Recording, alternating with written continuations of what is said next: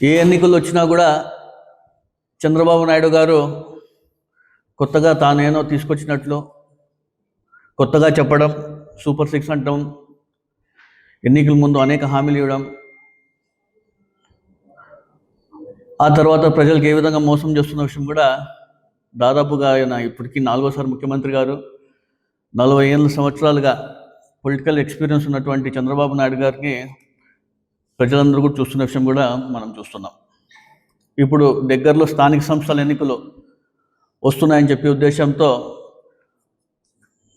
బీసీలందరికీ కూడా కూటమి ప్రభుత్వం కావచ్చు, తెలుగుదేశం పార్టీ అండగా ఉంటుందని చెప్పి, టీడీపీ పార్టీకి మేము న్యాయం చేస్తామని చెప్పి, అదేవిధంగా బీసీలందరికీ కూడా న్యాయం చేస్తామని చెప్పడం, అదేవిధంగా బీసీలందరికీ కూడా మేము రక్షణ కల్పిస్తామని చెప్పడం, బీసీలందరికీ కూడా మేము 34% రిజర్వేషన్ తీసుకొస్తామని చెప్తున్న విషయం కూడా దాదాపుగా 2-3 రోజుల నుంచి కూడా అసెంబ్లీలో ఏ విధంగా వాళ్ళందరూ కూడా చెప్పుకుంటున్న విషయం కూడా అందరూ ఒకసారి గమనించాలి తెలియజేస్తున్నాను. రాష్ట్ర చరిత్రలో కావచ్చు, దేశ చరిత్రలో కావచ్చు, బీసీలకు అత్యంత ప్రాధాన్యత ఇచ్చిన వ్యక్తి ఎవరైనా దేశ చరిత్రలో ఉన్నారంటే కూడా అది వైఎస్ జగన్మోహన్ రెడ్డి గారి నుంచి కూడా మీ అందరికీ కూడా నేను తెలియజేస్తున్నాను. రాజ్యసభ నుంచి సర్పంచ్ వరకు కూడా అనేక బీసీలకు పదవులు ఇచ్చిన ఏకైక వ్యక్తి వైఎస్ జగన్మోహన్ రెడ్డి గారు. స్థానిక సంస్థలో 34% రిజర్వేషన్లు తీసుకొస్తామని చెప్పేసి కూడా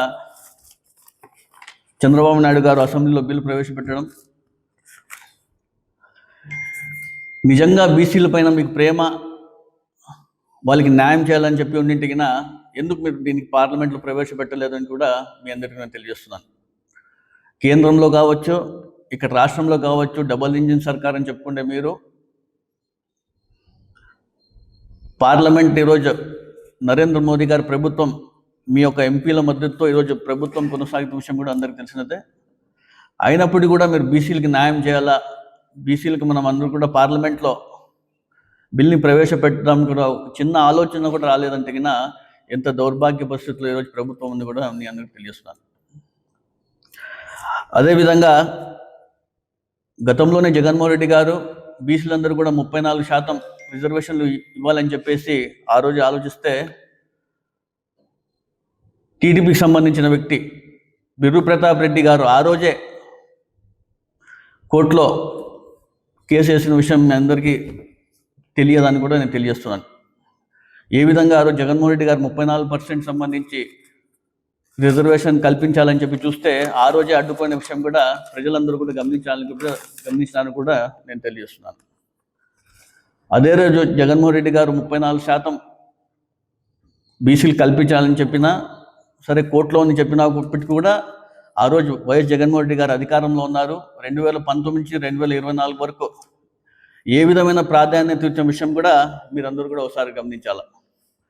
చట్టసభల్లో చూసుకుంటే 2019 నుంచి 2024 వరకు చూసుకుంటే వైఎస్ జగన్మోహన్ రెడ్డి గారు ఏ విధంగా బీసీలందరికీ కూడా న్యాయం చేసిన విషయం కూడా ఒకసారి గమనించాలి. లోక్సభలో చూసుకుంటే 11 సీట్లు ఇచ్చిన ఘనత వైఎస్ జగన్మోహన్ రెడ్డి గారు, అక్కడే చూసుకుంటే 44%. అదేవిధంగా రాజ్యసభలో చూసుకుంటే 4 ఎంపీ సీట్లు రాజ్యసభకి ఇవ్వడం జరిగింది, అది కూడా 36% అని కూడా మీరు తెలియజేస్తున్నాను. మరి ఎమ్మెల్సీలు చూసుకుంటే 28 మందికి బీసీలకి కేటాయించడం జరిగింది, 48% అని కూడా మీకు తెలియజేస్తున్నాను.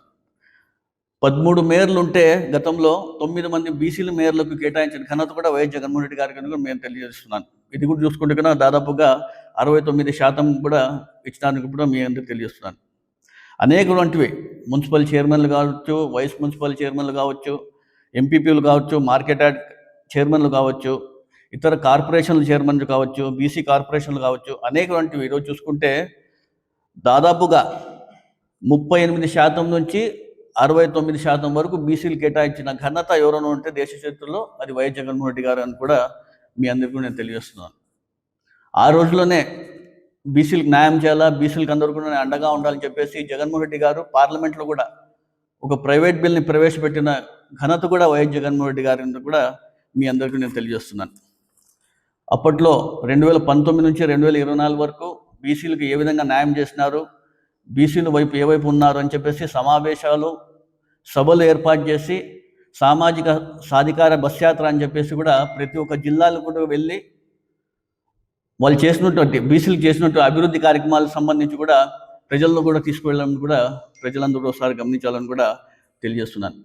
ఒక చిన్న కార్యకర్తను కూడా, ఒక బీసీ కావచ్చు, ఎస్సీ ఎస్టీ మైనార్టీలకు ఈరోజు పొలిటికల్ లిఫ్ట్ ఇచ్చిన ఏకైక వ్యక్తి ఎవరు ఉన్నట్టు కూడా వైఎస్ జగన్మోహన్ రెడ్డి గారు కూడా మీ అందరికీ నేను తెలియజేస్తున్నాను. అదేవిధంగా ఈ మధ్యకాలంలో చూస్తే చంద్రబాబు నాయుడు గారు చూస్తే బీసీలకు అందరూ కూడా న్యాయం జరుగుతోంది. ఎక్కడ న్యాయం జరుగుతుందని చెప్పండి రాష్ట్రంలో 2024 నుంచి ఏ విధంగా ఏ కులానికి న్యాయం జరుగుతుందో ఒకసారి చూడాలి. బీసీలకు చూస్తే న్యాయం జరుగుతుందని చెప్పేసి కూడా మాట్లాడుతున్నారు. వైఎస్ఆర్సీపీకి సంబంధించిన మాజీ ఎమ్మెల్యేలకు ఏ విధంగా ఈరోజు అక్రమ కేసులు, అక్రమ అరెస్టులు అని చెప్పేసి కూడా మొన్నటి రోజు మనం చూసుకుంటే కన్నా శ్రీధర్ అప్పలరాజు గారిని ఏ విధంగా అక్రమ కేసు పెట్టి అతన్ని లోపల పంపించడం చూడడం జరిగింది. అదేవిధంగా ముస్తఫా గారిని లోపల పంపించడం చూడడం జరిగింది. జోగి రమేష్ గారిని ఏ విధంగా ఇబ్బంది పెడుతున్న విషయం చూడవచ్చు. మొన్నటి రోజు విరూపాక్షి గారిని ఏ విధంగా అక్రమ కేసు, అక్రమ అరెస్ట్ అని చెప్పేసి ఏ విధంగా లోపల పెట్టి పంపించిన విషయం కూడా ఒకసారి మీరు అందరూ కూడా గమనించాలి తెలియజేస్తున్నారు. 2024 నుంచి రాష్ట్రంలో రెడ్ బుక్ రాజ్యాంగం, లోకేష్ రాజ్యాంగం ఏ విధంగా అమలు చేసుకుంటూ ముందుకు పోతున్న విషయం కూడా ప్రజలందరూ కూడా ఒకసారి గమనించాలని కూడా పదే పదే తెలియజేస్తున్నాను. అదేవిధంగా రాష్ట్ర చరిత్రలోనే వడ్డర్లకు సంబంధించి ఎమ్మెల్సీ ఇచ్చారని చెప్పేసి నిన్నటి రోజున చంద్రబాబు నాయుడు గారు చెప్పడం జరిగింది. సరే, అనంతపురం మహిళకి ఇచ్చారు, సంతోషం, ఎమ్మెల్సీగా ఇచ్చారు, మేము కూడా దానికి కృతజ్ఞతలు తెలియజేసుకుంటున్నాను. కానీ రాష్ట్ర చరిత్రలోనే ఇంతవరకు వడ్డర్లకు ఇచ్చామని చెప్పేసి చంద్రబాబు నాయుడు గారు గొప్పలు చెప్పుకుంటున్నారు. చంద్రబాబు నాయుడు గారు గతంలోనే వైఎస్ జగన్మోహన్ రెడ్డి గారు యేసురత్నం అని చెప్పేసి 2019లోనే ఎమ్మెల్యే టికెట్గా కూడా ఇవ్వడం జరిగింది ఆయనకి. ఆయన ఎమ్మెల్యేగా ఓడిపోతే మరి ఎమ్మెల్సీగా కూడా ఆయనకి ఇచ్చిన ఘనత కూడా మన వైఎస్ జగన్మోహన్ రెడ్డి గారు అని కూడా నేను ఈ సభాముఖంగా మీకు తెలియజేస్తున్నాను. అదేవిధంగా బీసీలకు సంబంధించి బీసీ స్థానాలకు ఏవైతే గతంలో బీసీ సీట్లు కేటాయించాలో వాళ్ళందరికీ కూడా బీసీ సీట్లు కేటాయిస్తూ జనరల్లో కూడా బీసీ స్థానాలు కేటాయించే గొప్ప నాయకుడు వైఎస్ జగన్మోహన్ రెడ్డి గారు.